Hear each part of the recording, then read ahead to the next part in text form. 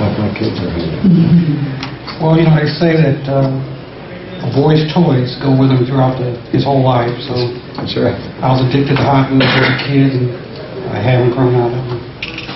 Those are very special brands. These things next take off generation. and run away on their own. Next generation Hot Wheels. And they're all spring-loaded, so Oh, they are? yeah, if I don't keep an eye on them. I take these to the GMA meetings, and if I go to the vendor and I come back, the cars are all gone.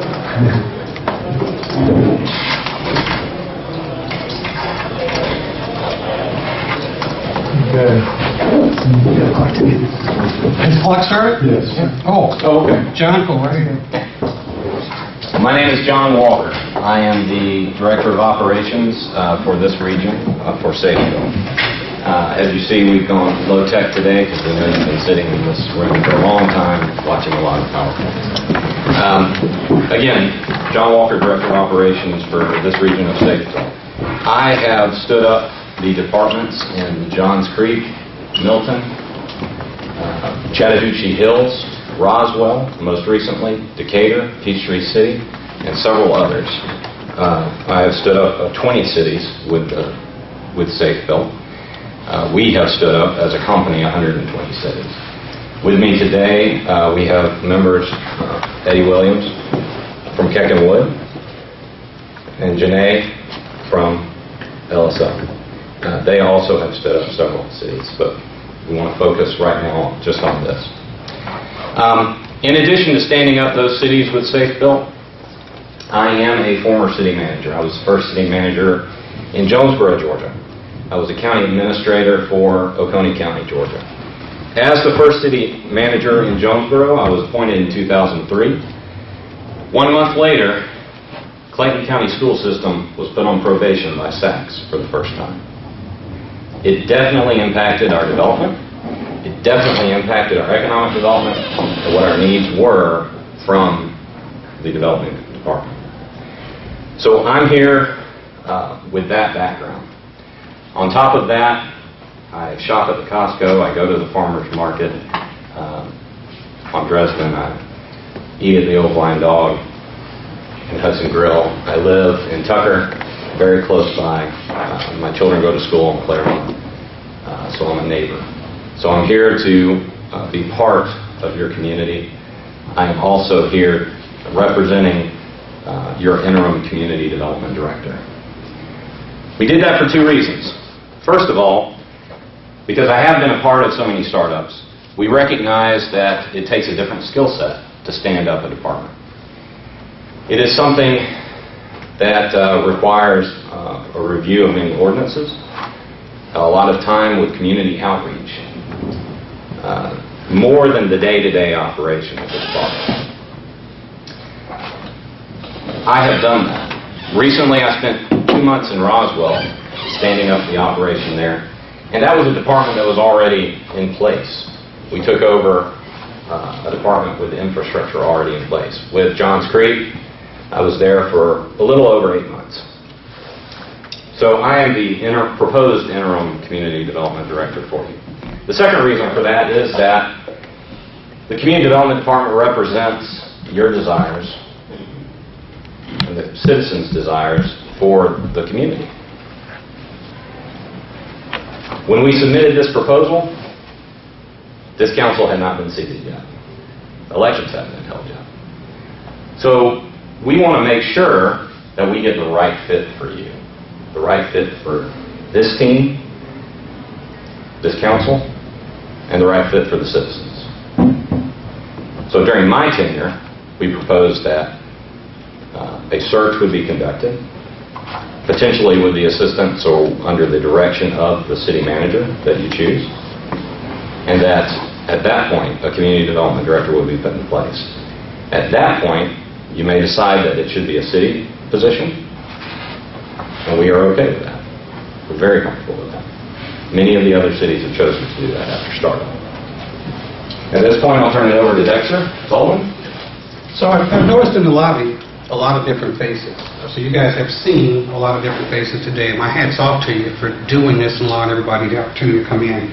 But it's got to be kind of tedious trying to go through all these presentations. So a lot of the faces are new. Some of the faces are old. I hope I'm one of the old faces because since you started meeting, I've been here for just about all of the meetings trying to understand how we could help you to put together what is actually kind of a guesstimated program. So the proposal we put together represents a savings of $277,000 versus all our competitors. This is a secret sauce of how we developed that $277,000 savings. So. Over there. I'm going to keep talking because my clock's running, right? So this is our team in Roswell, which each one of these trucks represents a fully burdened FTE all the way down to the vehicle benefits and the entire package.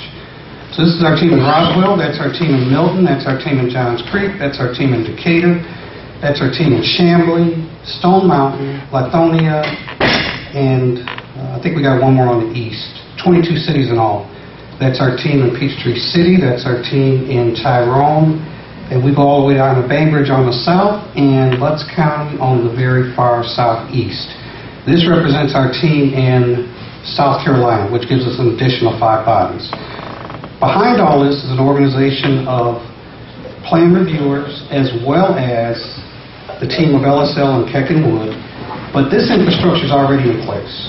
We don't want to charge you for that, which is why we can save you $277,000. You get reciprocal agreements with all these other cities.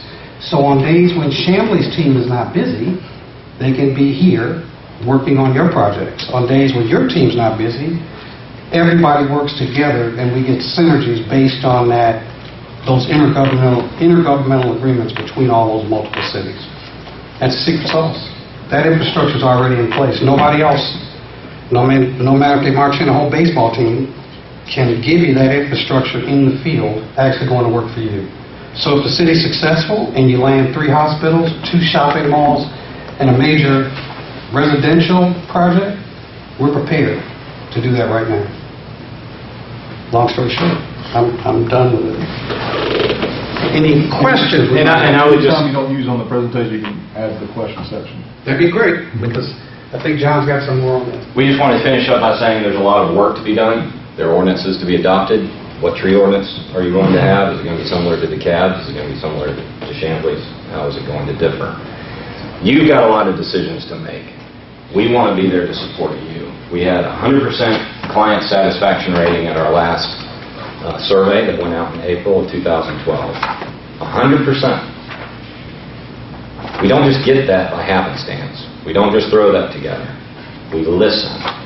That is the biggest thing that we do, is we listen to what you're looking for. And we're here to help. So with that, I'll answer any questions that you have. Okay. We have some questions we've asked every group. I'll make sure we get those. Sure. Staffing needs are going to change throughout the course of the project. What happens early on is going to be a little bit more of the technical startup, and then obviously later on we get into more planning. How do you contemplate meeting those? What's your flexibility with regard to staffing as necessary? And how are you going to make sure that the day we have the staff available, and B, we don't have too much staff available going forward as we transition from phase to phase? Well, that's our model that we have, and Dexter did a good job of laying out the Hot Wheels, he calls them, but they're a little smaller. But this is the team that's here now. So we can provide the staff you need tomorrow.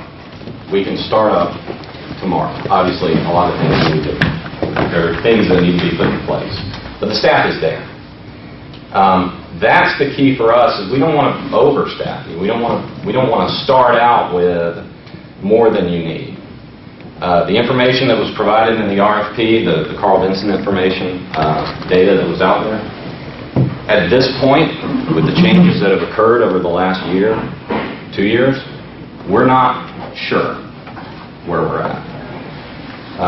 Janae has done a good job of working with DeKalb County and looking at the data, the most recent data on Brookhaven. And so we're very data-driven, and we go to those points. Now, ensuring that you have the right staff mix.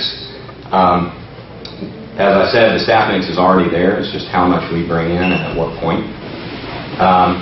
We propose a couple of different ways of doing that. First of all, we do have an alternate model that is based on fees, where we are paid based on the fees that you collect for your plan reviews and permits and planning and zoning applications. That is a model that we can bring to the table. That was not part of the RFP because of the way the RFP process was written. So that's one model. The second is, and I want to say this very flat out, if you see a need to change the contract, we will not hold you to something that you don't want anymore.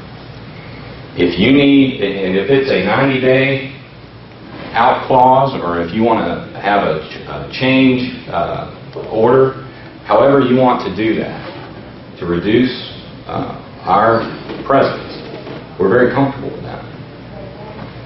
The team that we've put together is very customer service focused. We're a customer service oriented company. All of our companies are. And so we're going to be listening to what your needs are and reacting to that.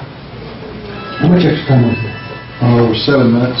To expand upon what Jim was asking, Sure. I can appreciate the synergies of what you've done here as an organization. Sure. I can see where I'd be effective. In our case, you're sharing people, but in the beginning, we're going to require a lot more attention from a more substantial period of time. So can you ensure that those people that are brought on and maintain consistency will be on board long enough to accomplish the task? Absolutely. I will be there until a community development director is chosen for you. And I will be there to ensure that we go through all of the steps of the startup. Ordinance, creation, public outreach, public input of those, all of those steps that are needed, we will be there. Myself, Janae, Betty. You have probably seen the executive report from the Yes. Governor's Commission. I was hoping you could address, and as I read your report, your proposal calls for, I think it's 12 full-time employees. You actually only budget for 8, and you show the community development director with no fee there. Right. So I think their concern was Right. that you've underbid it, that it's an unrealistic bid. Right. And you're telling us that we're going to be able to share these other resources for no cost. I mean, it's not. Would you just address the concern that this is not a realistic bid? Well, and I'm not sure because there was no information in there about what 4 positions that they were talking about in the commission report. They specifically call out 4 positions. Well, there's 4 listed that you don't have numbers for in your Okay. cost price estimates. Okay. Well, again, the community development director position, that is part of startup, and that is the position that I would hold until a full-time permanent person is found. We did not include any cost for that. We did not include any cost for anything related to that community development director position for the reasons I mentioned before. As for the other positions that are as needed, they are as needed. There were some costs in there for, if they're speaking of like the arborist position or things like that, there are costs in there associated with that. Right. I think you give a percentage on that. Right. There was some that were just left blank. Right. Second plan. Can I clarify what you're saying? You're saying year 1, you would come in during the interim period with the setup, and Yes. your fees would not be passed on to the city. That's right. But then they would, at some point during that first year, when the interim is done, we would identify a community development director, and Yes. at that point, you're saying a second, like your 2 task order, Yes. the fee for the community development director would be included. Yes. Okay. All right. Does that make sense? Yes. Thank you, Chris. What is the first task you'd approach in standing up your department, and when can you start? I could start tomorrow. I would be looking at the ordinances that you are looking to adopt, several of which, the zoning, tree, many of those, Janae and I would sit down with you and go through a public input process and lay that out and determine how we want to proceed with that. That's not the time. That's not the time. Thank you.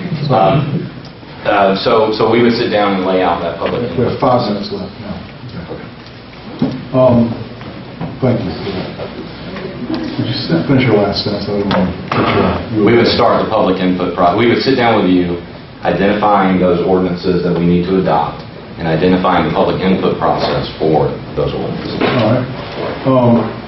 What is your philosophy or your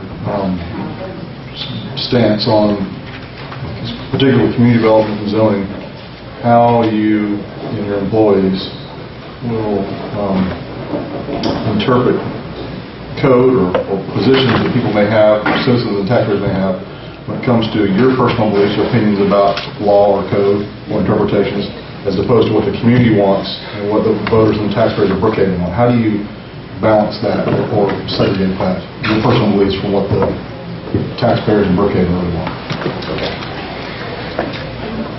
Part of the reason we go through that public input process is to make sure that the laws, the regulations reflect what the public wants and what the citizens of Brookhaven want.